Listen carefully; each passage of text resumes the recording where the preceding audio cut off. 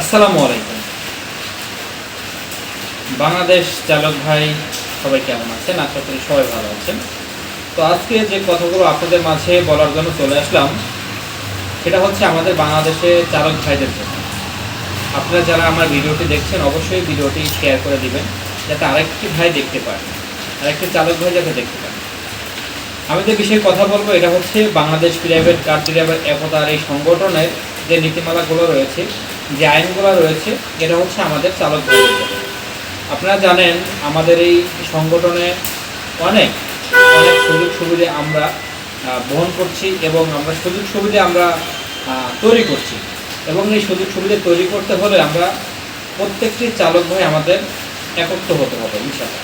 তো অবশ্যই আমরা সবাই মিলে একসাথে হয়ে কাজ করার চেষ্টা করব। আমাদের বাংলাদেশে যতগুলো চালক ভাই আছি সবাই একসাথে কাজ করার চেষ্টা করব। তো আমাদের বাংলাদেশে শত শত ছোট ছোট যে সংগঠনগুলো রয়েছে, আপনারা সবাই আপনাদের কমিটিতে যারা অ্যাডমিট আছেন এবং সভাপতি আছেন সবাই আপনারা যাদের সাথে কথা বলার চেষ্টা করবেন। এবং আমরা যখন হয়তোবা দেখবেন যে আমাদের যখন রাজপথে নামছি, আমাদের 9 দফা দাবি বাস্তবায়নের নিয়ে যখন আমরা রাজপথে কাজ করব, তখন কিন্তু আপনাদের নিয়েই কাজ করতে হবে। আমরা যদি উত্তরা থেকে আপনারা বাড্ডা থেকে হাজির হবেন, আমরা যদি ঢাকায় থাকি আপনারা তো চট্টগ্রাম থেকে হাজির হবেন, এরকম সারা বাংলাদেশ থেকে কিন্তু আমাদের একই টাইমে একই সময় আমাদের রাজপথে নামতে হবে।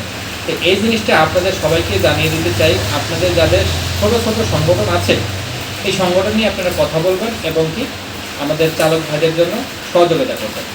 এবং আমরা চাই সবাই একত্র হয়ে কাজ করার জন্য চেষ্টা করবো ইনশাআল্লাহ। সবাই ভালো থাকবেন, সুস্থ থাকবেন। জিন্দাবাদ বাংলাদেশ প্রাইভেট কার ড্রাইভার একতা।